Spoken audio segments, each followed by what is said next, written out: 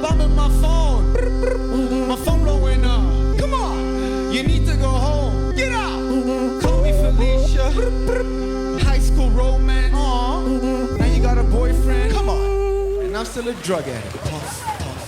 I need a fucking blow up. I need a fucking bang.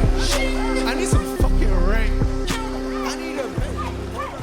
When you're a kid, you're so confused as to why your parents are concerned about you sleeping over at your friend's house. Yeah. Oh my and God. you only get it when you're an adult. Yeah. Yo, dude, okay. Can I speak one story about that when we're saying that? Yeah. Small story. I used to live on Papineau with my mother. At that time she was working a lot. I was like 11 years old, 10 years old. And she bought me like une canne à pêche. What's canne à pêche? A fishing rod. Thank you so much, Belle. Fishing rod. And I'm like, Mom, can we go? And like, oh no, I can't. I'm working, and I have so much and I have to take care of your sister, blah, blah, blah. And there was that neighbor. And a crazy fact about that, I've never said it. I've talked with a friend like 5 years ago because she was saying a deep story about her, and because she opens to me, like I felt like I had to open for her. And the crazy fucking fact is I never said it to anybody else. Oh yeah. So the story is, I'm having again that conversation with my mother when I'm 10 years old. We're living close to Le Pont Jacques Cartier. And I'm like, I want to go fishing. My mom can't because she works a lot, blah, blah, blah, blah. And then there's that old neighbor guy that we had that was like 70 years old, And he's like, oh, don't worry, I can do it. Like, and my mom is like very she trusts people too, right? Yeah. And she's like, yeah, really, it doesn't bother you? Is it okay? He's like, yeah, no stress. I got it. They didn't say no stress, but Yeah. There was no stress, my G. Yeah, I got you. I got you. So we fucking go from my place. I was living in front of l'école Garneau. So we walk the fucking Jacques Cartier. Yeah. We go on the other side. And I'm fishing, right? And this fucking guy, after like, and this is why I think I became, with time, a predator of the predators. Because now I can see through people in a different way. Yeah. Like You're like aware now. I'm aware. Very good, very good word. And then he's talking and he's like, oh, je veux te dire quelque chose. I want to say something. And that's how they try to get kids. Yeah. They try to make you want to ask. They want to make you beg for it. Yeah. And he's like, oh, I have something. I want to tell you something, blah, blah, blah. And I'm like, tell me, because I'm a kid, I'm curious. Tell me. And then he says like, okay, but you have to promise me that you're never going to say it. And I'm like, oh my God, it's a secret, right? Oh my God. Do you know what this fucking dude fucking asked me? He's like, oh, if you want, I can put your dick in my mouth if you want to. I did it to other kids. Oh, shit. And I'm like, bro, you have to understand, I'm 10 years old. I'm very far from my mother. I've never fought in my life. I was never in a situation like that. Like, I was an unaware kid. I was a good kid, but I was an unaware child, kid. Yeah, which is child. normal, bro, for a 10-year-old. I was an unaware kid. And he's like, yeah, mais, il faut pas que tu le dises. Il faut que tu gardes ça entre nous. And I'm like, I'm stressed. I can feel, I can remember all this, because with time after that, you're like, did I imagine? Is it? Oh, it's true though, because when you're a kid, sometimes you invent shit in your head. And Yeah. And I'm in that moment with this old man trying to fucking suck my dick or put my dick in his mouth, whatever the fuck. And I remember I remember that at that moment I felt strong. I said, no, I'm not really down. I said something like, no, I don't really want to be. I didn't want to be like, oh my God, no. Because if I felt like he would have been more aggressive, maybe he would have tried. So I'm trying to keep the situation calmly, Yeah. I'm like, no. And I remember that reflex of mine telling him, like, I'm not going to want to go now, because if I want to go now, he's going to think like I'm panicking. Yeah. You know what I mean? Yeah. So I had to stay for like maybe 5 to 10 minutes more with that guy after saying no to him. And then I'm there, and bro, it was... That's so fucked up that you thought that though at that age. Like, okay, I need to like, how do you say, like... Calm the situation. Situation. Or like diffuse the situation. But like, cause like, bro, if you start screaming, if you start screaming or whatever, bro. That guy, he's like what, 7 years old. But I still think they could have done something. Of course, exactly, bro. You're a 10-year-old boy, bro. He could have like literally thrown you in the river at that point, bro. fucked up. And don't never underestimate a 7-year-old. Is he a white man? He was, I want to say that he was Caucasian, but I cannot say that he was. I think he was like, I don't know. To be honest, I cannot even remember the culture. I don't want to say the culture because the culture has nothing to do with that. But yeah, he was Caucasian. He was a Caucasian man, and the thing is, that's what kills me the most, and that's why like people, if you have traumas, you have to talk about it. That's like one of the things. I've never said anything. I never said it to my mother. I didn't say it to any of the teacher. It just went bloom out. And it only when I was like 24, 25 years old that one of a good friend of mine, a girlfriend of mine, told me about like something that happened to her and then this and that. And I'm like, fuck, that's so deep that I have to get to the same level. Like if you're profound with me, I will be profound with you, you know? Yeah. And I'm like, okay, but that happened. And then I'm like, oh my God. I said it. I just said like this happened. Yeah, but he didn't touch me anything. But still, I didn't say to my teacher. I didn't say to my mom. I didn't say to nobody that story. So I'm thinking like, oh shit, I even didn't get touched, and I didn't say nothing. So imagine getting touched and not saying shit. But this motherfucker was like, I've done it to other boys too. So he's been going at it. It's fucking scary. That's fuck. And was your mom like, hey, you should go fishing again with him? No, she never said anything. She asked me if it went well, and I just said, yeah, it's okay, and never said. And I feel so ashamed of myself. Like, yo, you were a kid, but look, it's like I should have think for others too, and yeah, but you don't know at 10 years old. You don't know at 10, bro. At 10 years, yes, and no. I'll be honest with that. Yes and no, because I'm pretty sure other kids would have said, yo, dad, this guy was fucked up, or mom, this. And I have a story fucked up. I was around. I was maybe like 14, between 12 and 14, and I used to go to my neighbor's house because he had a babysitter, and my parents would just send me to his house. So one babysitter would babysit me and my neighbor, and it was back in the days with like satellite TV, and my neighbor's dad had a porn subscription on his satellite TV. Yeah.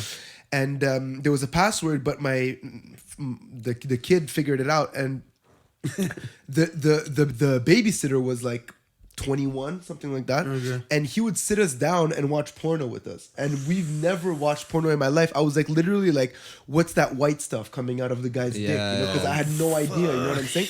And this was going on for maybe like a couple of months, and we would bring other kids over to the house to watch porn. And until there was one kid who was even younger than us, bro. He was like 8. And we sat, and the babysitter sat the guy down with us, and we started watching porn. And he is the one who went back to his house and told his parents what happened. And then his parents called the neighbors, and then the neighbors called my parents. And then it got figured out, and then the guy got kicked out of whatever because he was also at our pool and stuff. Yeah. So thank God for that 8-year-old, bro, because who knows what could have happened, bruh? Yeah. How and I mean, I understand you're 21 years old and like you're trying to test boundaries and shit, but I don't know how weird you got to be, man, to watch porno with kids, man. Maybe he was using that maybe as like some sort of like lubricant to like get everybody horny and shit, Yeah, you never know, man. That's just crazy, man. So that's what I mean. Like, there's no age for wisdom. Obviously, wisdom comes too with like experience, but definitely pain too. Like pain is like one of the big factor of being able to see what we call the big picture, or like you said, like being wise or being conscious. And I think one thing that in life showed me, fortunately and unfortunately, is that my greatest traumas in my life were like my strength. With time, not time. Right away. Right away, it's like it's your crypt. Oh man, on the spot is like the worst, But with time, if you're able to transform a trauma, it becomes your greatest weapon. Yeah. And you can apply this. Like, look, Batman lost his parents. I mean, he's fucked up, but what he became, just giving exactly. This, but like, If you're able to pass traumas, I think it becomes your greatest weapon. But the hard part of it is the process of it. If you're able to find like the joy in life after suffering so much, you realize that nothing really could break you anymore, Because there's some people that like that live through stuff and that don't find the strength within to Yeah. to be happy or to even sometimes even pursue life, you know. But like, you know, I had a very like I had a suicidal mom, and like and the things that she made us go through, like thinking about it now, it was extremely difficult and very sad, and like nights just crying, waking up, my pillow was drenched in tears, you know what I'm saying? And I don't think I've ever felt that sad ever in my life, you know. But God knows, bro, that shit gave me the tools to fucking be successful and become a better person and become strong, you know what I'm saying? Yeah. You know, like there's some people that just that haven't been through any type of trauma, and then whenever they lose a cell phone, they break. They break, bro. The whole life shatters, you know what I'm saying? Yeah. Bro, I've seen some crazy shit, you know what I'm saying? Yeah. And it doesn't even faze me, you know what I'm saying? Or I think it doesn't until I'm like 45 years old and I fucking become mentally fucking ill. You know what I'm saying? But that's the thing, that like you were saying, there's only so much you can handle, you know what I'm saying? And like you could go through like years and years and years without even mentioning the past trauma. And then when you mention it, you realize that, oh my God, I've been living with this weight on my shoulders. And so because I think it's also instinctive that like you kind of just forget about the bad. Yeah. For survival, for instincts, you know? Yeah. Yeah, you have to suppress it. You have to suppress. I think when it happens to you, you suppress it and you keep it moving, but then you don't quote unquote heal. Like the whole concept of healing is like new to, like for me at least. I never took the time to be like, oh, you have to heal. Like I talk about this on the podcast. Yeah. I'm like, girls have this like emotional ecosystem of like healing after they break up and this and that. Yeah. Whereas guys is like, yo, keep it moving, bro. Yeah, exactly. You're coming out to the club tonight or what? Yeah. Bro, you know? But before we get into you starting as a fighter, you mentioned being in an orphanage. Do you want to talk about that? Yeah, for sure. When did that happen? It's funny because when I was in high school and okay, let's start like a little backstory before you understand. So I lived with my mother until I was 11 years old. Then, my mother had a mental health problem. Unfortunately, I would say that it came from different things. Her family for sure didn't help. Was she born here? She was born in 80 in Port-au-Prince. My mother's a Asian Cuban. My grandmother's is from 80 and my grandfather's from Havana, Cuba. Okay. Yeah, so represent. Et me compte pas l'école, so pas inquiétez-vous. Mais yeah, so her childhood was very difficult and upbringing too was very difficult. She grew up with the sisters and she's a black woman, and in her time it was even more difficult.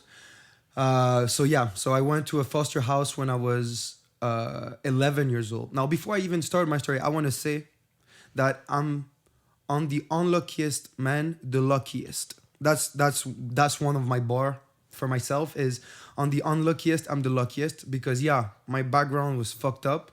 Didn't grow up with my parents.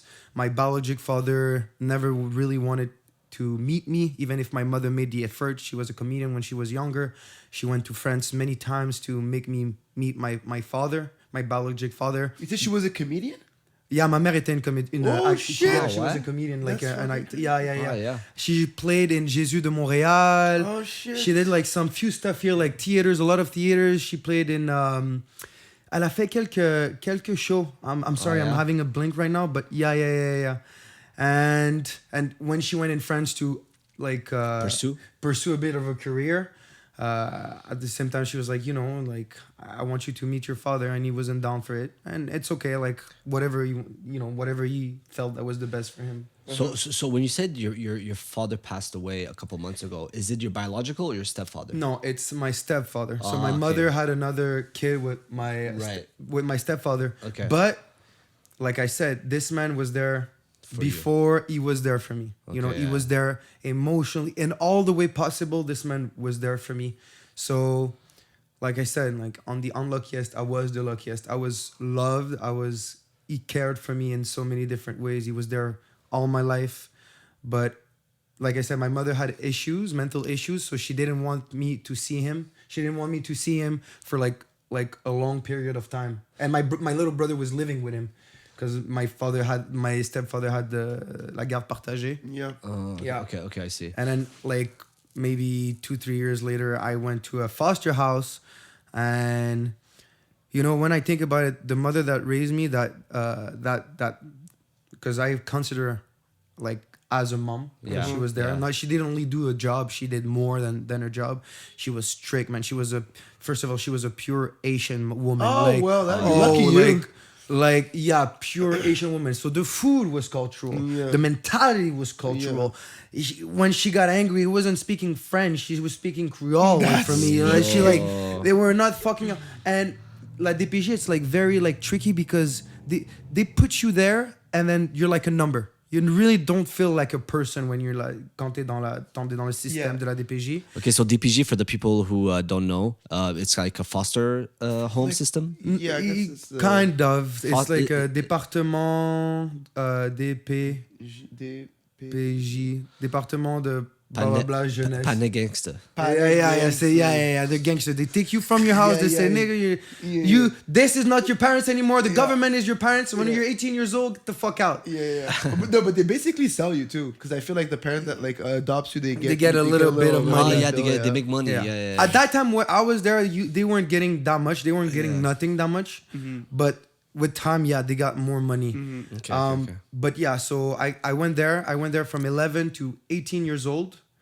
But she loved me so much, like she really made sure that I was always having a roof. So when I left, I was maybe 19. Then I went live to one of her sisters. Yeah, like she was there. She was there for you. So even when the system stopped paying her, she was like, "Yo, you good? I'm taking care of this little nigga." Yeah. Okay. So again, you know, I love this boy. yeah, man. Yeah. That's what it is. But I've seen, being in that system, man, I've seen all the colors of the fucking rainbows. Like, I've seen all the weaknesses and all the different cultures. Like, I've seen it all. Like I've seen like rash. You know, I've like seen like, it was constant for me to see like girls in La DPJ with like 15-year-old girl or 16-year-old girl being pregnant, not finishing high school. Like, this was common thing for me. Like, that was every day. Like, some parents, like, they're scared that their kids are not going to university and college. Me, at 15 years old, I see a girl in my house. She's soon to be pregnant. Her boyfriend is a member of a gang shit. You know, it's like the boys at 16-year-old, they're already in gang, like on roll in gang. Like, it's not like, you know, when we talk gang, like, a group of friends that trying to sell weed. No. He's mobbing, nigga. They like rob, rape, do whatever the bad thing they can do because they don't care. When you have that point in life that you don't care, you become dangerous. You become extremely dangerous. When you have nothing to lose, bro. When you have nothing to lose, you become very dangerous. And you know, it's like, I'm saying that, but it's not that I'm proud of it. I'm not feeling, that doesn't make me like a stronger or a better person. It just make me, again, like you said, aware. Exposed to a lot of very young too. Because, dude, you have to understand, I was an unaware kid. Me, I knew what weed was when I was like 17. You understand? Like, I didn't lose my virginity at 14, 15 years old. Like, I was 17, you know? Like, I was, everything that I've learned in life, I was way older. Right. You know? So, for me, it was raw. I came from a place where even if my mom was like, "Mama," you know, she was a kind person and she was like mellow and sweet and, you know, romantic and, you know, like, life is a wonderful world. That's how I was raised by my mother. You know. I went for my foster house, and then it was a completely different environment. My high school was like that too, so I was like, fuck. I remember the first time I went to high school. You know, I was my shorts were in my pants. We had uniforms. Oh shit.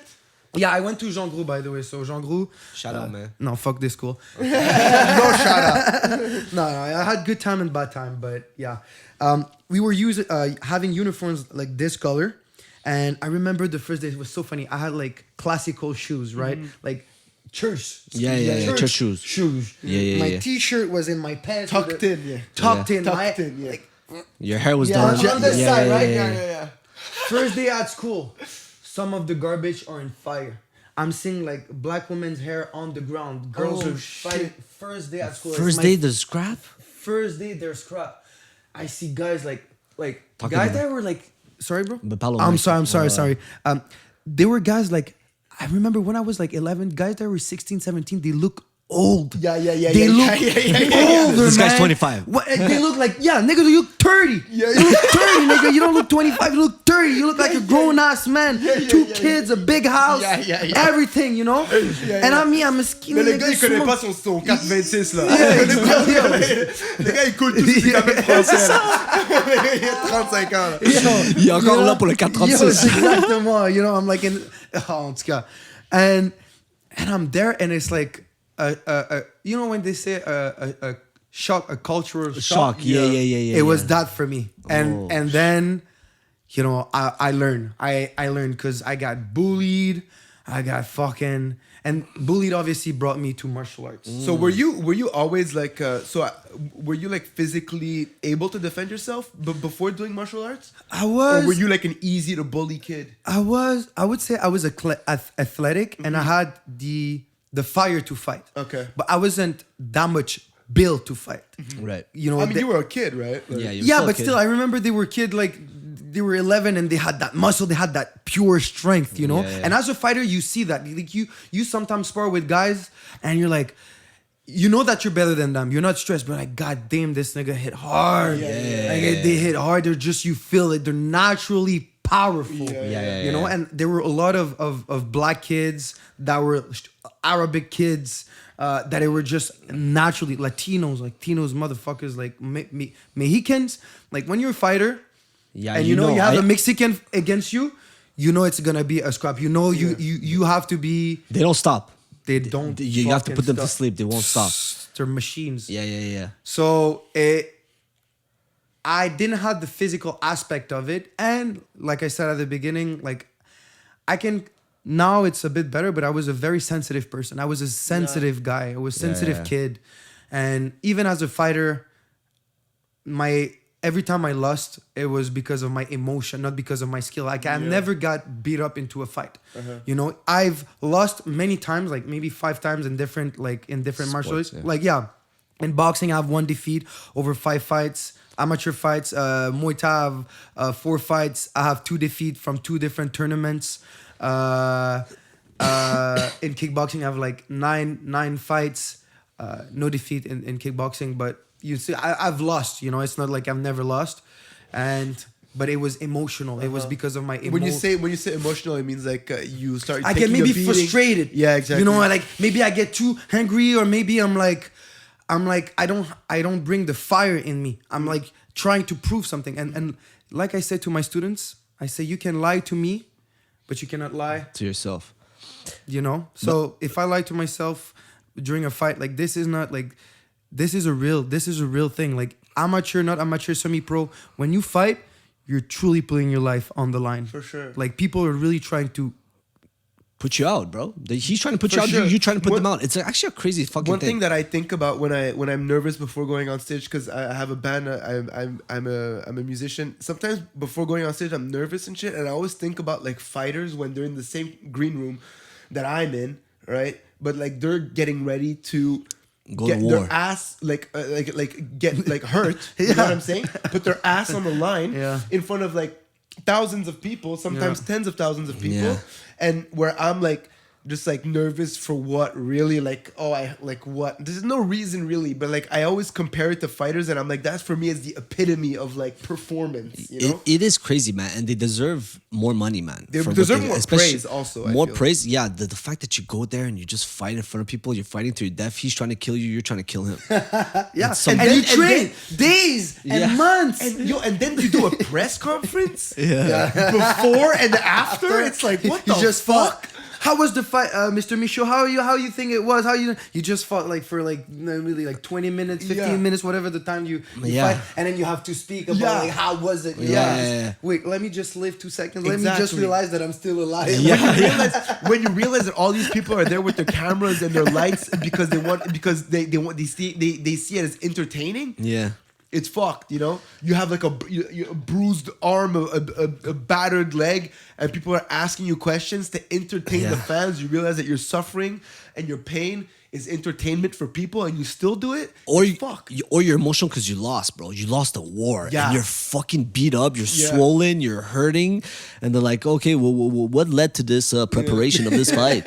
And you're just like, "I feel like my nutrition was a little you're emotional and shit." And then, okay, well, stop crying, you little bitch. Answer the question. Yeah. and plus on top of there's people that are bullying you. That's what a thing that in martial arts, like, you know, students ask me often, like, oh, what's the best martial arts? There's no best martial arts. Obviously, there's more efficient martial arts for fighting, but martial arts is martial arts. But the fact that they're booing, it's so much disrespectful. Yeah, bro. Me, even when my boys are fighting, even when my people are fighting against, I don't boo them because they've trained for that. If they give a good performance, it shows that my boy or my girl is like on top of her thing, you know? It's like you have to respect your opponent, you have to respect your enemy, but people that never suffer, goes back to that, are not conscious of that. So then for them, it just goes right over their minds. He's the bad guy in that story. Yeah, exactly. They have no idea how much this guy pushed. What did he lost? What did he do? How much he trained to get to this place? And maybe tonight is gonna be his last night, and you're booing him like you're saying boo. Yeah. Boo of what? Yeah. Boo of what? Imagine booing somebody and that person loses his life in the ring. Yeah. And how bad must you feel? Or you get knocked out and you fall on the floor, and the last thing you see is like, boo, fuck you, and you're like, I'm out. Yo, ashtray. Le gars, il veut le light un bat. Yeah. It's right there. J'ai le torticolis, bro. I have a torticolis. I'm sorry, Oh, boys. t'as un Thank torticolis? you so much. Yeah. What's a That torticolis in sucks, English? Bro. Why? Bro, I went to jiu-jitsu after like 4 months of not going to jiu-jitsu. And I did the mistake of not picking the right sparring partner. It was a new guy. And you know, like, new people are Very dangerous. All the you newbies that are trying to spar or training, stop having too much ego. Just have fun, relax. You're But I being think too they rough. they might be doing it from like fear. Yeah, for they're, sure, they're for agitated sure. and they're scared and they're stiff. Like, I'm gonna go do a pee break. You want me to bring you a White Claw? please, I would love that. So, anyways, I warm up. My first roll was with a new guy, bro, and he's super stiff. And we start off and he's fucking stiff as fuck. Next thing you know, he just like grabs my leg and he flips me. Oh shit. He flips me and I rolled on my neck. Oh my god. And I've had this badass neck pain. Did you at least do a little bit of stretching? No, I should have. Usually what I do is I warm up with a guy. I'd be like, okay, let's start off slow. And I do a little warm up. Yeah. Like, even with sparring, I do that. I'm like, okay, my first spar, I like to go light, you know? Yo, Abibi, can you bring me a lighter or anything to light? Sorry. Yeah, he's going to bring you a lighter. So I did the mistake of rolling with this guy. And then he fucking went super hard. Yeah. He was super agitated. I still subbed him, but... But yeah, at the end, he still won because now you're injured. Yeah, I was fucked, bro. I've been fucked for like a week. But you know what? And that's another thing too. You know, when I was sparring, when I went the first time sparring at Tristar, and the guy didn't know me, any guy from there knew me. Like, it was like, even the good guy were trying to knock me out, and I couldn't understand the mentality. Like, but it is very hostile to go to another gym and right off the bat you spar. Me, I noticed something. I noticed something when I spar. If I don't introduce myself to a new person, I'm like, hey, I'm Sam. What's your name? They have tendencies of just going hard. Yeah. It's very adversarial because you have this random person in front of you. And you're trying to prove him that he's not at your level. Yeah. There's something about it. So what I do to diffuse any sparring that could go wrong, I'm like, I introduce myself. Because one time I got kicked out of Apex. Like during a sparring night. No, really? Yeah, Ryan kicked me out. Because me and this guy... Coach threw you out. Bro, me and this guy, we scrapped after the bell. Okay. So it went ding, ding, ding, ding, ding, and we pop, pop, pop. We just kept hitting each other, and they're like, "Yo, guys, calm down." And they split us, and then they kicked me out. But did you ever lose your temper sparring? Yeah, like I said, again, I'm an emotional fighter. Yeah. So emotionally means like when I don't feel I get the things the way that I want, or I'm dominating the way that I want. Yeah, I have tendencies of going harder. And my coach actually, God bless my coach Ryan Person, one of the greatest mentor I have in my life. He's been there since I'm 15 years old, and now I'm 28. God damn, that's a long time. Yo, I did kung fu with this. He was my kung fu coach. When I started doing my first, What the fuck is kung fu, dog? so it's a old martial arts, right? And technically it was supposed to be kind of a fighting style, martial arts. But more than this, it's the discipline behind it. What I believe that kung fu did for my body, from it reinforced my body. Because you smack woods, you hit hard. It's not like it calcify your the parts of your body. Exactly. So, yeah, like when I look back at when I was fighting, when I was doing kung fu and I was doing fights, because I was doing MMA fights when I was learning kung fu. It's weird, but yeah. So you see fights of me when I'm like 18, 17 years old. An MMA competition. But it's an MMA competition. And you're doing kung fu. But the martial arts that I'm practicing is kung fu and a little bit of grappling. Okay, right? Okay. But it makes your body strong. It makes your body very strong. But again, it's about being efficient. Yeah. Keeping your hands up, the way that you're moving. But yeah, I forgot what I was about to say. Yeah, about but that. you mentioned going to Tristar for the first time, and you fought some famous motherfuckers, some famous fighters. Yeah, you want to yeah. talk about your sparring session with Kevin Lee? Yeah. Oh, shit. So yeah. So that was before the pandemic. So Kevin Lee came to Tristar after he had, I think, 2 losses in the UFC. I don't know. He had maybe a couple of losses in a row. I think he lost to Ferguson and then he lost again or whatever. And then he's like, yo, I need to switch the vibe up. Yeah. He got choked out by Ferguson, right? Is that what it is? He got guillotined, I think, by Yeah, and then he Ferguson. got fucked up by Oliveira, and that's why I was training for him, because the Ferraz asked in me. Faraz Zahabi. Yeah. Yeah. From We all Tristar. know who Faraz is. Shout out. Faraz, if you could come on the show, My man, that'd be pleasure. blessed, man. Thank you so much. Yo, tell him we're cool. Tell him to come on the pool boy. show, Yeah, bro. come, Feraz. Like, he's such an interesting person, such a wise person too. He's talking about me, not you, Adele. Huh? No, Feraz, if you're come, those 2 guys are gonna give you a great moment, and I think it's really gonna be helpful for everybody. Okay, thanks. My pleasure. Not good in publicity. But yeah, so how it started is like my coach wanted me to go to Tristar to test guys and see my skills. And that was after a fight that I had at Ben Mathieu, where I knocked a guy after the first round with a flying scissor kick. Do you have it? You have it on video? No, unfortunately. Oh I'm my sorry. I don't God. have any social media. I have nothing of my Yeah, life. no I social know. media. Yeah, I have zero. no social Holy media. shit. I have no really videos of all of my wins or losses. I'm just not at that. But for level. sure somebody has a video that they were filming from the crowd. For no? sure. Somebody- But they had the poster of it. So if you come to my gym, you see the last moment when the guy gets knocked out. Okay, Oh, well, there yeah? you go. So yeah. The video exists somewhere. For sure. Yeah. And so basically, after that fight, it was so amazing. The guys from Tristar were like, "Oh, yo, this guy seems interesting. Bring him on. We'll see if he's like." Blah, blah. So I go to Tristar. My coach brings me. He's like, "Raph." My coach says like, be careful because the guys are tough guys, and you're gonna have to show that you're at the level, right? And I go there the first time. I have Kevin Lee. There's who else is there? Like the big motherfucker. Brazilian guy that has a mohawk is like a light heavyweight. The guy who just had a victory, no? He fought like 2 weeks ago, no? Brazilian guy with a mohawk, light heavyweight. Huge guy. Johnny Walker? Johnny Walker. Johnny Walker was there? Yo, God he was damn. there. And I had a few sparring with it. Yo, he's a very awesome dude. Like, my coach makes fun of me, and Alejandro makes fun of me because I said that he bowed to me like this, saying, like, I'm a funny guy. Because when I spar, like, I'm really not, like, I'm like... I don't like when others have an effect on me. This is something that really gets to me, like getting me hungry or angry or like making me scared or anything, even if it's too positive too. Like I like to have a control over my emotion over me. You like to be stoic. Not stoic, but just not letting you affecting me that much. Right. You know? And he kind of felt it, so he got me some respect for it, and I sparred with him like maybe two times. But bro, this guy is dangerous. He's Dude, like, oh bro, not only because he's a big guy, but he does weird shit. He does weird shit. He does like, and I'm way lighter than him, like 100, like 100 pounds lighter? Bro, I was like Yeah, 160, 162 when he was like 200, 210. You feel like you could fight at 185, But what do you fight at? Yo, he weighs in at 159. Dude, yeah. I'm 160 right now, dude. Imagine you're facing this Now motherfucker. I'm fighting. I normally fight beside 160, 165, 170. But when I do tournaments, I do 155.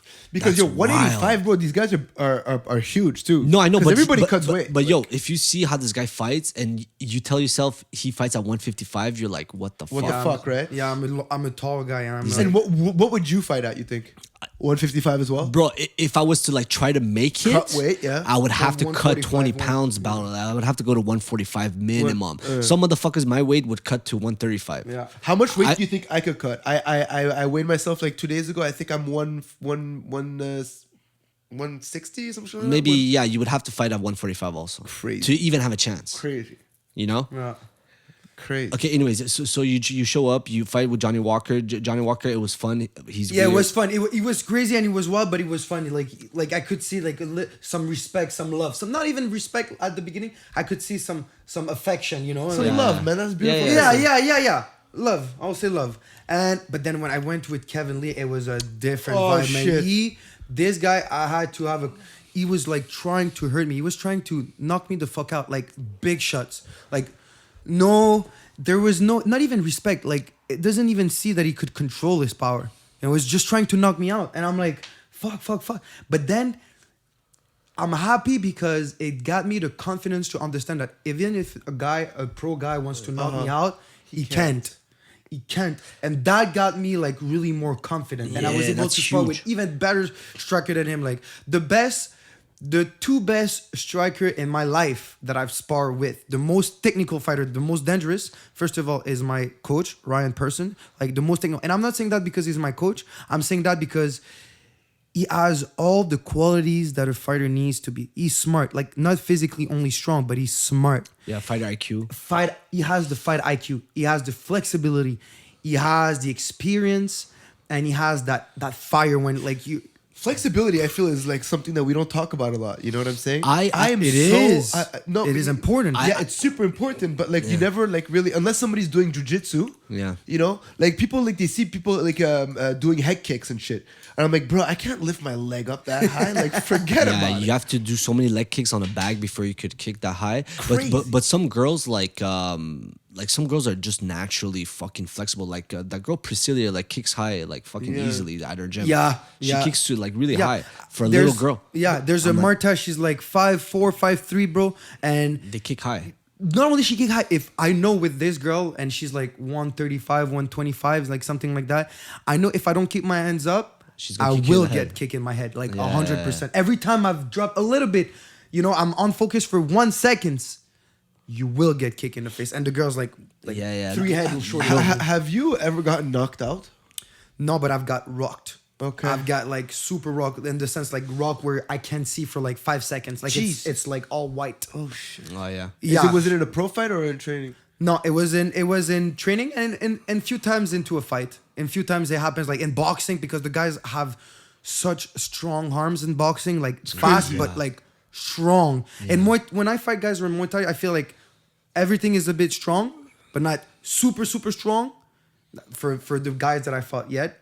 But in boxing, the guy had like every guy that Crazy I fought, hands. Bro, Because the they're hands just are doing like- their they're hands. just doing hands, bro. They're just doing hands. and Yeah, you yeah. get one clear like bang. Yeah, it's like crazy. okay, I can't get like too much of these, you know. Yeah. man. So going back to the Kevin Lee, it was pure hostility and chaos in the cage. It was Yeah, like he was pressing. the first 3-4 times we sparred. Then after that, I got comfortable, and then the game changed. oh, like okay, yeah. like I remember a time like that was the best time for me because I felt like I know we both know I probably had stronger kicks than him because Okay, yeah. obviously I really practiced my kicks and Muay Thai you don't kick with just your foot, you kick with the shin.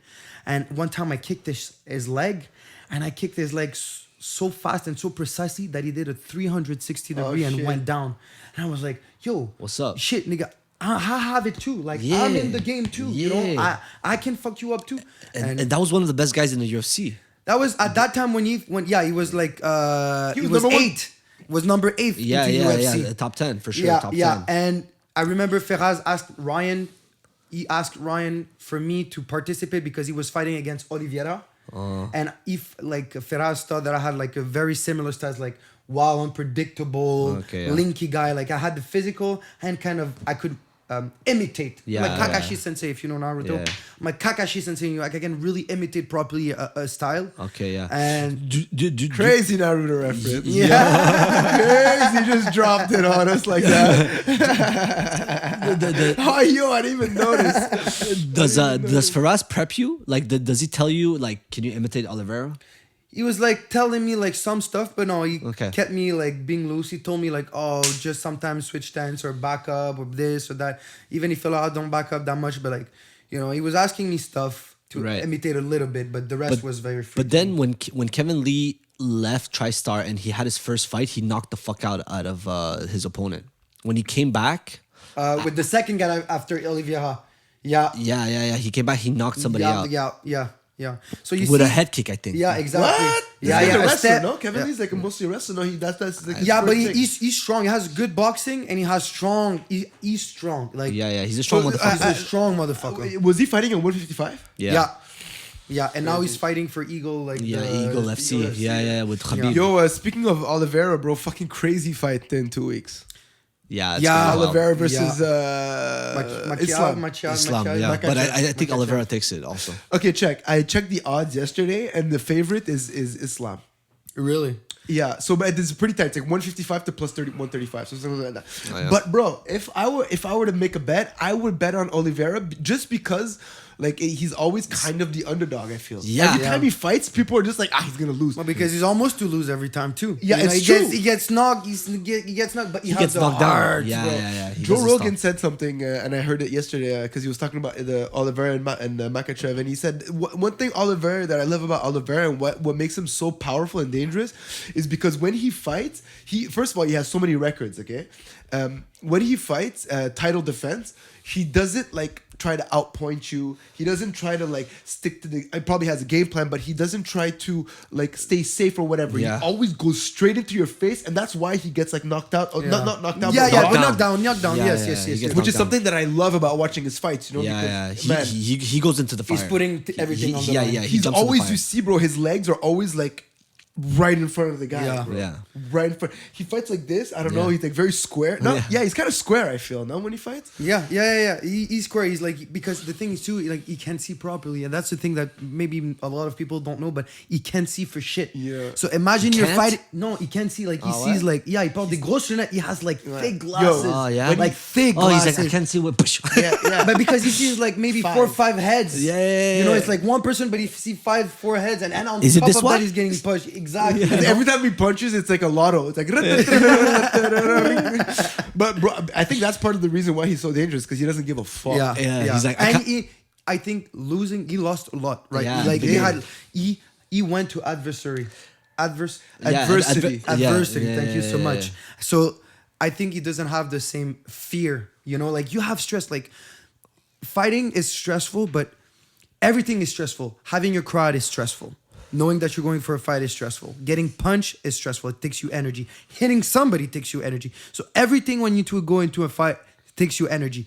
So Cutting weight. cutting weight. I'm not Fuck. even saying the most important one. Fucked The up. most brutal the thing. most brutal one. Yeah. You know, but that's it. At that moment, when two people are stressed, is the one who's like capable of keeping the most composure. Yeah.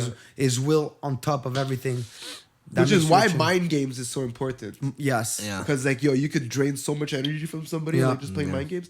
One thing that I think about often is when I see like these people that like, and I'm not sure how the UFC or where the UFC stands with this, but like smoking weed before a fight. Because I remember Nick Diaz got into a lot of trouble. I think he Yeah. got like I don't know, like banned from He the got UFC banned. because Yeah. there was THC in the system. But now that it's legal, I'm not sure. But let's say they go to Dubai or whatever, and then they fight, and the guy smokes weed every single day of his life, and then he goes to Dubai, and then for the whole fight week, you know, he doesn't smoke weed and shit. I'm like, for me personally, when I'm out of town and I'm on tour and shit, like I become like I'm mentally a bit more unstable because Without the like, weed. I'm used to smoking weed every goddamn day. You know what I'm Okay. saying? Did Yeah. you get him a lighter, by the way? Speaking of weed. Oh, Yeah, it's right there on your No, right. but you have a lighter, bro. No, it doesn't work. it doesn't Sorry, work. bro, it doesn't work. Sorry, I'm sorry, bro. No, it's okay. But yeah, it's something that I think about often. It's like how mentally strong can you be if you're like weaning off a substance? Yeah, I don't know. You know? Yeah.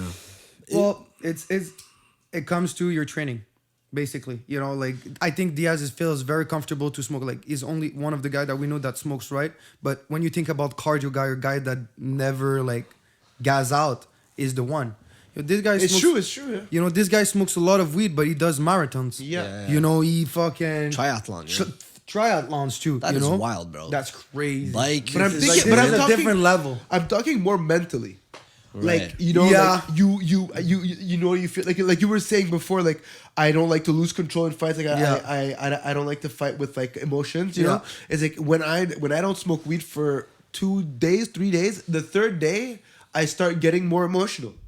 Yeah. I get angry quicker. I get sad quicker. I get anxious. Yeah. Oh, yeah. You know. No, there's good and bad effects with marijuana for sure. But at the same time, it goes to the balance. Life is a question of balance. And I fuck with marijuana so much, bro. You do? Oh yeah, so much, bro. I used to grow it. I smoke it almost every day, but I've been taking it easy these days. Like yesterday, I didn't smoke because I'm getting kind of sick. Yeah. But yeah, I try to smoke a little bit less because there's something, like you said, balance, and there's something about smoking too much weed where you lose like the will, effect the of it. will, yeah, and also the will of to do anything. You become Sometimes. so lazy Oh, sometimes. yeah. For real, bro. Like when you smoke too much weed, you just become kind of like, Fuck it. fuck it, like I'm good. But you also have a lot of artists depending on you, man, for like producing songs. Exactly. Sometimes I mastering feel their like songs. sometimes I feel like I can't, or like sometimes I feel like if I didn't smoke so much weed, I would be able to do more. Produce Yeah. more. Yeah, and sometimes I feel like shit. I wasted like my girlfriend. She's a singer, and I'm like, fuck. If I would have taken it more seriously, I mean, she's doing great, right? She's killing it, but like, obviously, you could always do better. You know what I'm saying? And Yeah. I'm quick to be like, oh, if I didn't smoke weed, it would be good. And somebody told me this. He's like, I think who was it? I was saying this. It was John Jones. And he was like, he was on a Joe Rogan podcast, and he was like, a week before my fight, I get fucked up because if I lose, I have a reason. I have an excuse. Yeah. So it's like it's also a bit of that. You know what I'm saying? It's like Right. if I told myself that if I put all the chances on my side, I wouldn't, and I fucked up, I wouldn't have an excuse. Whereas if I'm doing okay and I'm smoking weed every day, I'd be like, I'm so talented, bro. I can afford to smoke weed every day. You know, imagine if I didn't smoke weed every day. Yeah. You know what I'm saying? It's kind of a built-in excuse, but this is like a part of it. You know. Yeah. But yeah, bro. Like you said, balance is everything, man. Yeah, and I feel nowadays a lot of people, and now I would say even me, like because of everything that went from the last month, like I don't feel as much balance as I am normally. But even the world is as much balance. It's like everybody's trying to force everything on everybody. And I just don't get it. Like I don't have any social medias, but on my phone, when I look at YouTube, you know, I see it's always war about I'm this or I'm not this or this is this and this Or is you're that, and or- you're exactly. Yeah. And I'm like, dude, just let the person be. Yeah. Like you cannot force. And okay, I'm very bad in math, but force equal resistance. If I'm trying to tell you something, I'm like trying to break it into you, like this. Most people are gonna say, "Fuck you." I'm not gonna do Exactly. it. The way that you should do is, I like to give that metaphor. Is like, you know, water when on the shore where there's rock, Yeah. right? Many times the water is gonna hit the rocks and it's not gonna do nothing. But with time, what's gonna happen? It's gonna break slowly. It's gonna fade. It's gonna change, right? So with time, this is how people change. You can't force things to light people. force, Light. like light and persistent, but light, not like a hammer on a fucking Like You know what I'm bang, saying? bang, bang. Yeah. You do this. Yeah, Like we said at the beginning, don't smoke, don't do drugs. Yeah, don't have sex. Don't have sex. yeah. Do this, and next thing you know, he's fucking everywhere, Yeah, doing yeah, drugs. Exactly. People have like forgotten how to have conversations. Also, it's like, and honestly, not because of social media, everything has become a talking point. You know what I'm saying? And I'm like, not everything should be a discussion. And when we do have a discussion, then let's sit down and have a discussion. Let's not do it on social media. And you know what I'm saying? Or like arguments. Arguments, yeah. Like everything has become an argument. Whereas before social media, bro, you could be neighbors with somebody who was a Nazi and you wouldn't even know he's a Nazi. You know what I'm saying? Yeah. Like, yeah, I don't know. No, but but yo, no. you not having social media is crazy. I didn't have Facebook for like, now I have no, like the only thing I have is like Messenger. email and Messenger because I have my team that I have to be able to Communicate with. with. But I didn't have Facebook for like 7 years. I have no Instagram. I cut my Instagram like a year and a half, like 2 years now. I didn't have Instagram. And you know what? It made me feel better because I had that same fucking bad tendency that most people have. Is like you compare yourself. Yeah. And comparing is like the worst toxic things you can do. Like, and I say compare in a bad way. You can compare yourself like, oh, he has this and I have that, but there's no really point of this. You can just appreciate something or don't. Don't compare yourself to you because you don't know what that person went through. You don't know how much he had to sacrifice. And if you were in his shoes or in her shoes, would you like to be in that position where maybe all your family don't talk to you anymore because you're famous? Or maybe, the things like that, from the outside world, we're like, oh my God, they're so lucky they're out this, but you're in their side or their life and they're like, oh, fuck. Fuck that. My parents always told me, stop comparing yourself to the worst, compare yourself to the best. You know what I'm saying? Yeah. Because I used to be like, not do my homework and be like, yeah, but fucking Roger's not doing his homework. They go, fuck Roger. He's like actually retarded. Compare yourself to the best, Yeah. But like Instagram, what happens is that you're not even the best and you make it seem like you're the best. Yeah. It's so toxic. I stopped having like no notifications on Instagram. Fuck that shit. Yeah, It's like too toxic, bro. It's horrible. But at the same time, you kind of need it too, right? You need social media for I could live without Instagram, and I'm thinking about going off Instagram. I don't fuck with Instagram, bro. Yeah. I'm thinking. really don't. I keep flirting with the idea of just going off Instagram and just using YouTube and TikTok to promote the podcast. But then again, I'm just like, people are so. I'm a bit sick though. Yeah. Take it back. Actually, you know what? I'll smoke it like this. All right, it's okay. You know what? I'm not being responsible. It's okay. Oh, smart guy. Le bon boy. Oh, okay. El bon boy. Be responsible. Be responsible. Yo, if this would have happened 2 years ago, it'd be like, people on the internet would be like, oh my God, so irresponsible, COVID and stuff. Yeah. I'm taking the plane in 2 days, so I don't have COVID. I tested, bruh. Bro, I came back from France. The government called me, bruh. Oh yeah. They were like, so you came back from France on this day? How was it? How was it? No, but they were like, so did you quarantine for 2 weeks? And I was like, yeah. And they were like, are you symptomatic? I'm like, no. And they're like, did you do COVID tests? I'm like, no. And they're like, oh, well, you had to. So I'm gonna note this on your dossier. And I'm like, what the fuck does that mean, brother? You should have been like, yeah. No, but I didn't know. I mean, I'm asymptomatic. I'm chill. Like, I'm not gonna fucking do COVID tests just to take COVID tests. Go to the fucking pharmacy, wait for 2 hours. Fuck that. Because with that, there's a culture that came with it. It's not just they're not just doing this, and that's what I understand. And look, we're not gonna go too much politics, but there's a culture behind it. Like for me, first of all, it's crazy that they call people that don't want to take the vaccine anti-vaccine people. Yeah. Like. If I didn't want to take the tetanus, you would not say that. And then people would say, yeah, but you cannot give somebody the tetanus, right?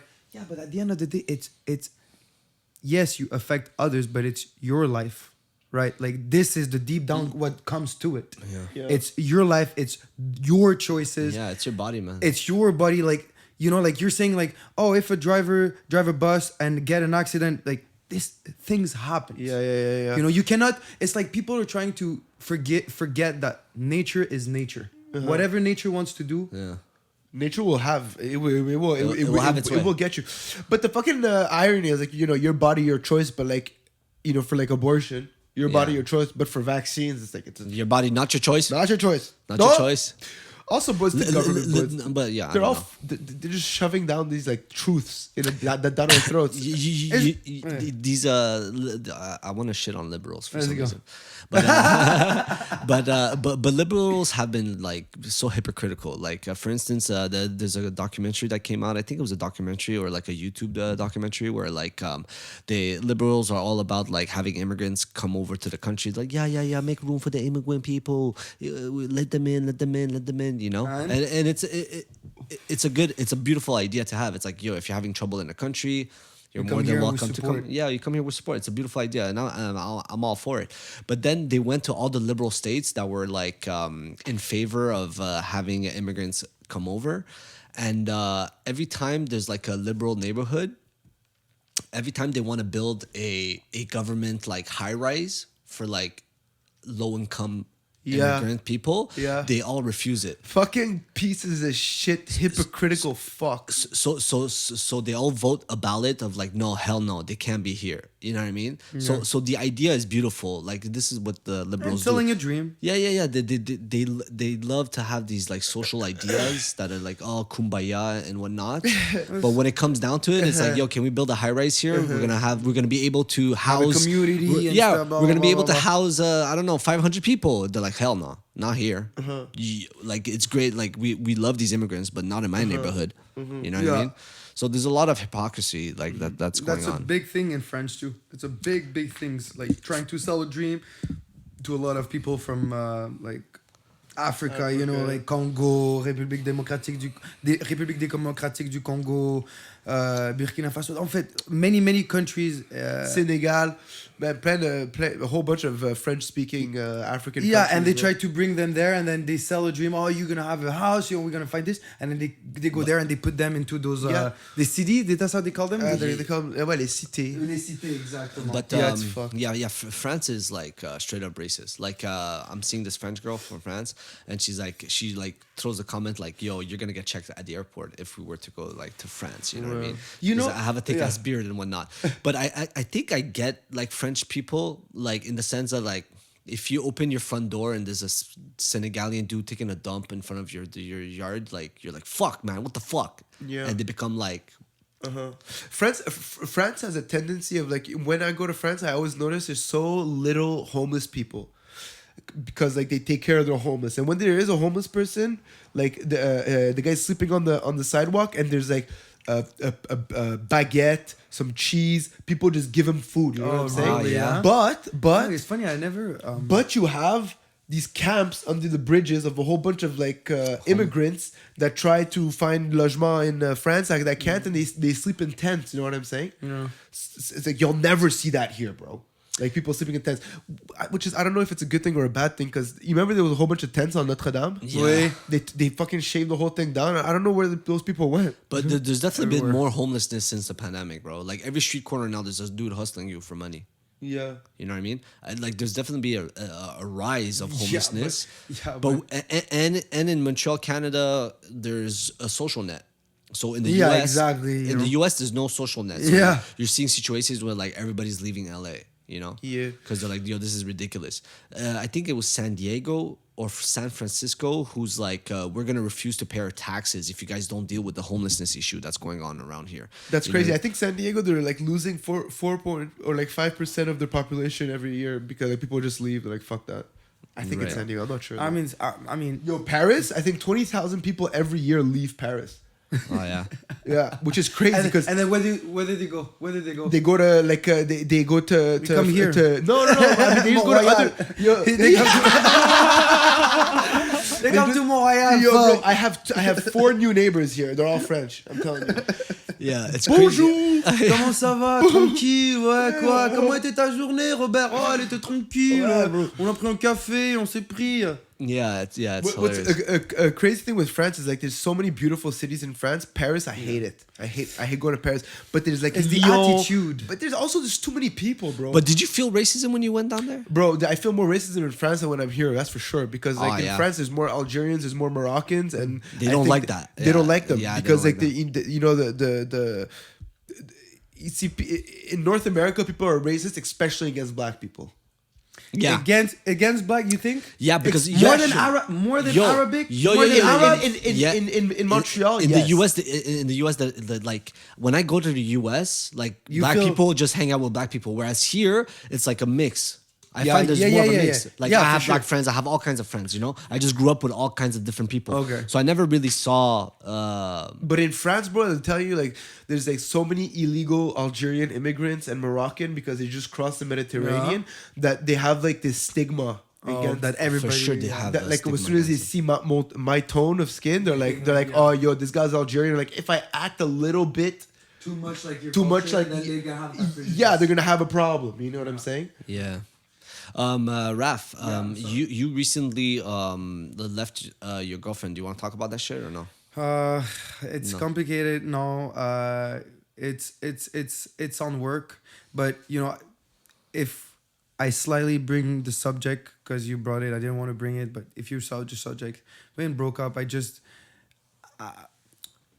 with pain, I've learned something about myself that I distance myself when I'm hurt.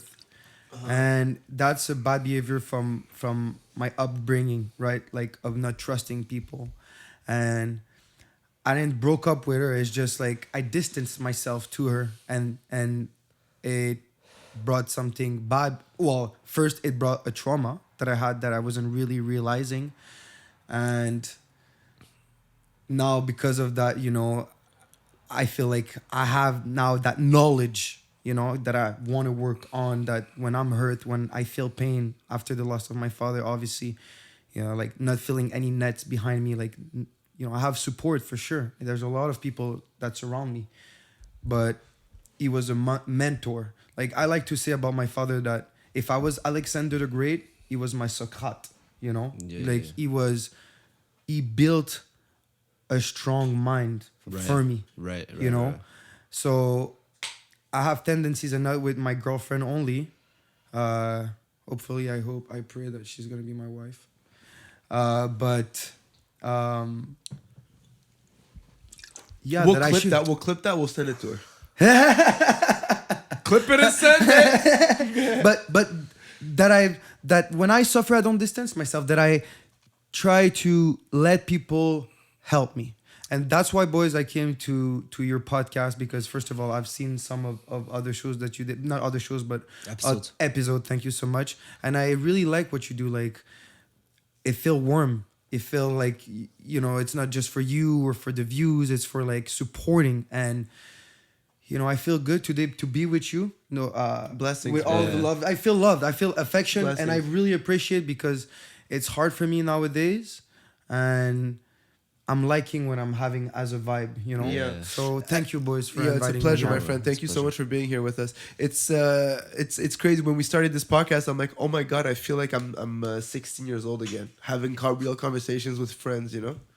It's so crazy. Weird, but It's the most talking I do all week. Right? but you know what's wild, bro, is that there's such a lack of like meeting up anymore. There's no more of that. Yeah, there's no more of that. Like, I was talking about this on the previous last podcast. episode. You were saying we watch Instagram alone. We try to keep up with each other through Instagram and shit. And that's it. Yeah. Like, we wouldn't have continued our friendship if it wasn't for this podcast, because we knew each other in elementary. Then we just went different ways, because we were beatboxing with each other in the fucking elementary bathroom. No, way back. Yeah, and we were like trying to rap with Nofal. Shout out Nofal, man. He watches shout our out. shit. I know you watching this, Nafat.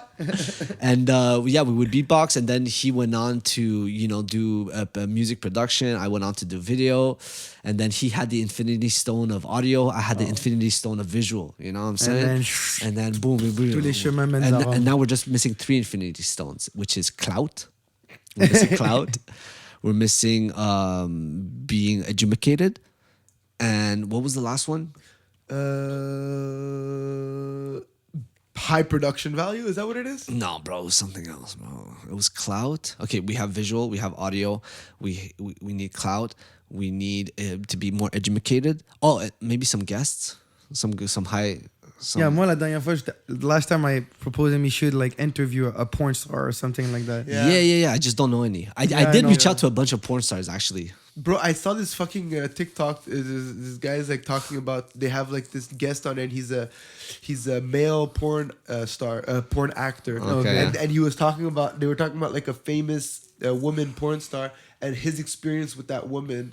And it was one of the most entertaining things ever. Like talking about like women, like, you know, there's a lot of crazy shit that happens in porn. Like you have to get your pussy cleaned out, you have to get your asshole cleaned out, you know. And it's like it's a production. Yeah, the production takes care of it, you know. Yeah.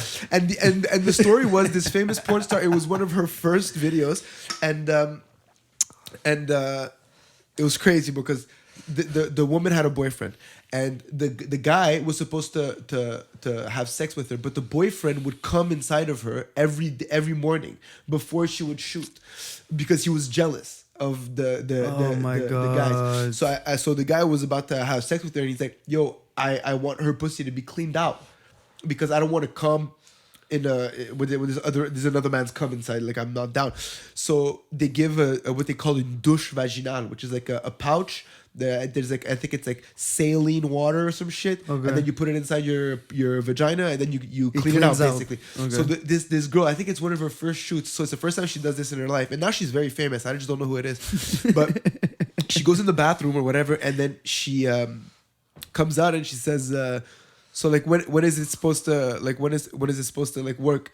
And he's like, "What do you mean?" He's like, "Well, I drank it. Like, when is it supposed to do something?" He's like, "You're not supposed to drink it. You're supposed to put it in your poo." Oh fuck! She put it. But it was water at She least. drank it, bro. I guess But it was is it saline. water? Yeah, I think it's water with Salt I, and I vinegar. don't know, bro. I don't know, but there's just something weird about it. It's supposed to go in your vagina, Yeah. not in your mouth. Yeah, But, bro, uh, I'm sure like porn stars have the most entertaining stories. They do, but do Bro. you guys have crazy sex stories? I have a recent one that happened. to me. Okay, yeah. Tell us. Oh my god! Tell I us. I can't believe I'm gonna say this story. It's not that embarrassing for me, but maybe No for, name, for the no girl. name. Okay, no name. Okay, so recently I was drilling in Atlanta. I was drilling from the back. Okay, yeah, doggy style. And then, bro, next thing you know, I have my eyes closed. Right? Okay, I have my eyes closed. Like eyes closed, trying to figure it out. I have my eyes closed and I'm just like, yo, bro, I just pray it doesn't look like a Yusuf or a Hamza.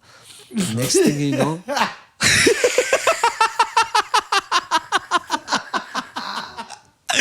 because me, I'm a raw gang member, okay? I'm a raw gang member, and that's all I think about. That's all I think about when I'm Dangerous, man. drilling. You're dangerous. When this guy is having sex, That's what the you are. only You're thing- dangerous. I pray it's not a Yusuf or a Hamza. Bro, next thing you know, floop, What? in the wrong hole. Oh, okay. No, you're lying. That's I fun. swear to God, the girl yelled so loud. I never saw a girl cry so much in my life, bro. She was crying like a 7-year-old who fell off a bike but she for was the actually first time. Crying. For sure, it's like But you yo- don't expect that. You're like in a state of like being loose and Yeah. in the motion and being you're like vulnerable and sharing that, and then just then like Yeah, but it didn't go in. I know she thinks that Enough- the tip went in. enough It went, to hurt. it went- for sure. She went like, It hurt. She yelled, bro, crying. Really? Bro, she cried for like 14 minutes. Shut the fuck up. Like a That's 7-year-old crazy. who fell off a bike for the first time and they can't catch their breath crying. That's you know what I mean? kinda- Like Did she forgive you? Did she forgive you? snot bubbles and everything. You have to tell me. Did she forgive you for missing the wrong hole? And then it's okay, you know, sometimes accidents happen. Oh He's like, my snot bubbles and everything, bro. It was a fucked up scene. And the thing is, bro, I laughed and she's like, "Why are you fucking laughing?" Nah, nah, nah. It got her more mad.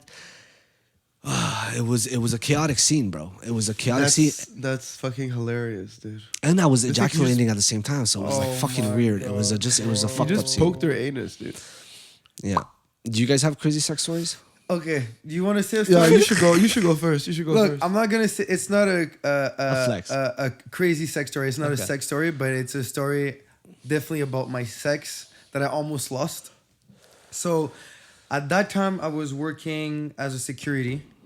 You say you almost lost? Yeah, I was. what did you I almost like. lose? You have to understand people. I am not a smart guy. I'm just very conscious. I try to learn, but sometimes I'm just having dumb human thoughts. So I'm working as a security, and when you a security, you have points depending on where you work, but you have points. So you have a little machine and you walk. So if you pay me as a security to be in your house and you want to make sure that I check everything, you put like the Mic. like little Okay. puce. Okay. Chips, like little Chips, chips. exactly. Chips on the wall, so you know I'm passing, that I'm observing. Okay. It's gonna be at the end, so you make sure that I can check. And whatever. Long story short, I go down and there's a place where there's a chip very high, like in a very weird position. It's behind where there's the cinema, and I have that idea. Beside of trying to find a chair, obviously there's no chair, but I'm like, oh, I want to test my balance. and you see those black things that they use to stop people on lines. I almost do like les poteaux pour like in airports. yeah, exactly, the thing that you use to stop people to stay on the line. Right, you create a line so there. you understand what I'm saying. Yeah. And I'm thinking, okay, I'm gonna step on it on one leg and fix it. Okay, that's it.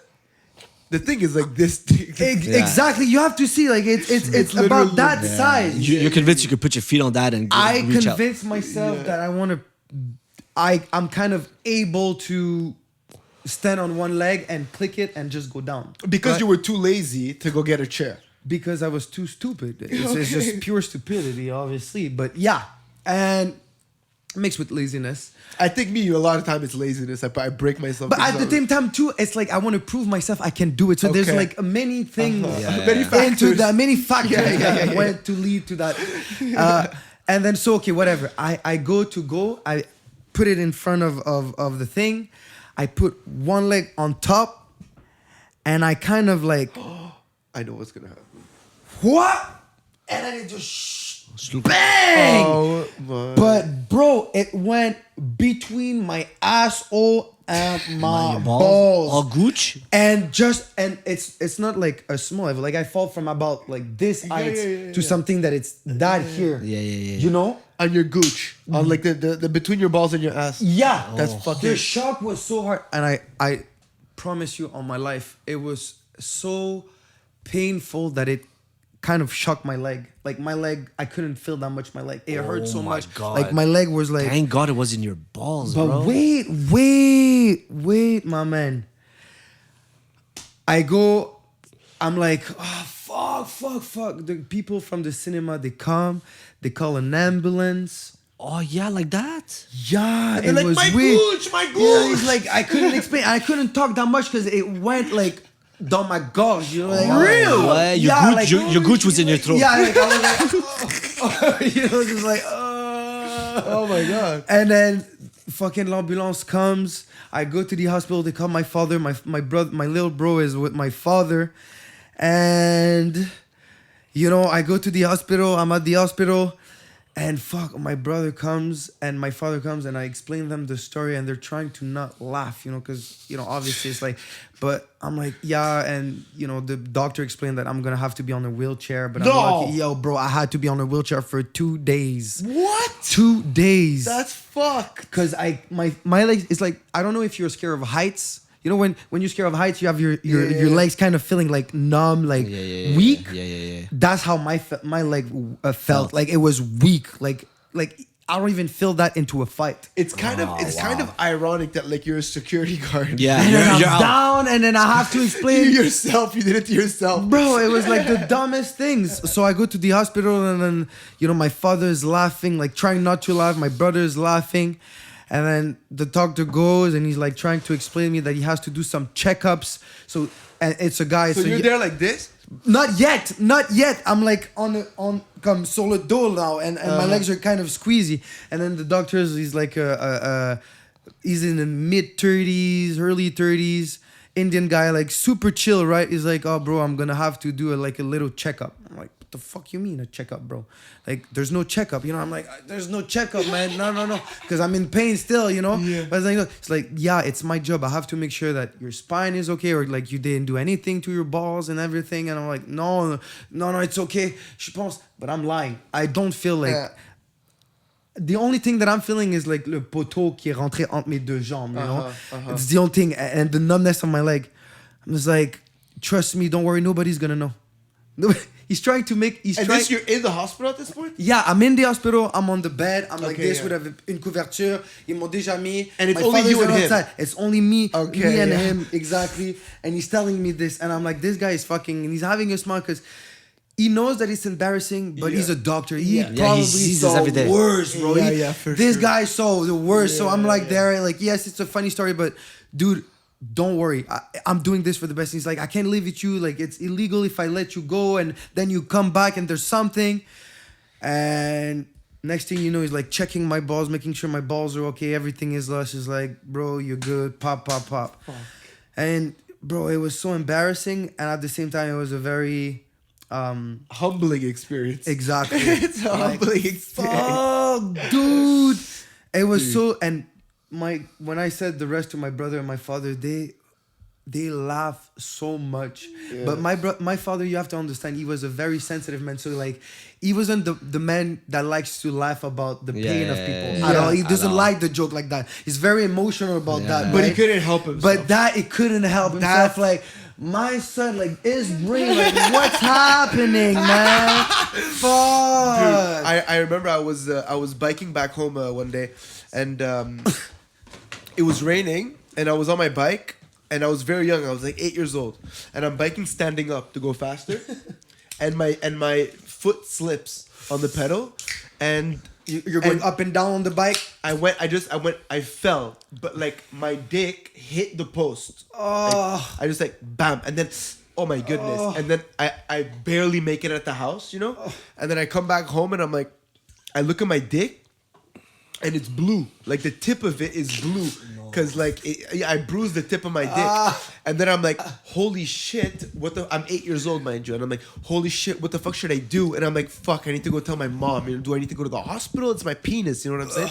So I go, and mom, look, and I saw her, and I'm like, I hurt my penis, you know, like, and she's like, show me, and then I show my mom my dick.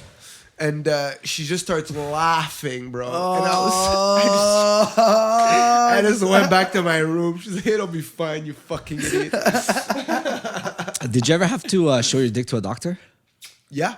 Yeah, me too. I had gonorrhea at some point. I thought it was gonorrhea, but I think it was just like a STI or some shit. And then he was like, it was a doctor at Concordia University. And So it was cheap. What? It was a cheap doctor. No, it was Like, it's not expensive. It's not but expensive. it was free. It was the university doctor. Yeah. So and I think he was gay because the way he spoke, like I have a pretty good gaydar. Like I know, like, and I think he was gay, and then I show him my dick, and he's like, so did you have sex without a condom? I'm like, yeah. And then he's like, why? I'm like, I was drunk, you know. And he's like, okay. And then he's like, okay, well, this might be gonorrhea or it might be chlamydia. I'm going to give you the medication for both. You could just take them just in case and you'll be fine, you know? And then he's like, after the checkup, he's like, Adele, do you have a family doctor? And I'm like, no. He's like, would you like one? And I'm like, yeah. He's like, do you want me to be your family doctor? And I'm like, yeah. And then I just thought about it. And I should have just like, I should have followed up because it's very hard to get a family doctor. Yeah, I don't know if you have one. Bro, fucking hard, I've been hiding. I asked like a month and a half ago and they never called me back. Bro, you know what it is? You actually have to. I'll let you finish the story. You have to sign up online, And you have to and wait. after 2 years, I finally got a call. and then But when I sign up, I do the little like I was you just enter your name, bro. That's it, and they call you after 2 years. Okay. And then they call me finally, and they're like, "We're gonna set you up at like 2:45, right? Or two. It was like 2:15 p.m. Okay. Okay. And then I'm convinced I have time for a haircut. A quick tot and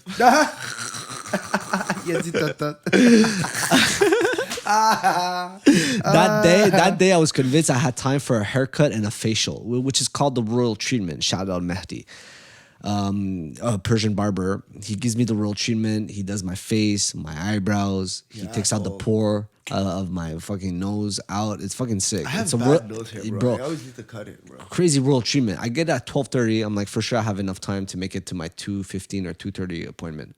Bro, this royal treatment, bro, with this guy took like fucking forever, bro. And what you were like while it was going on, you're like, I've been waiting 2 years for this doctor's appointment, but vague. Bro, I leave the barber shop at like 2:10.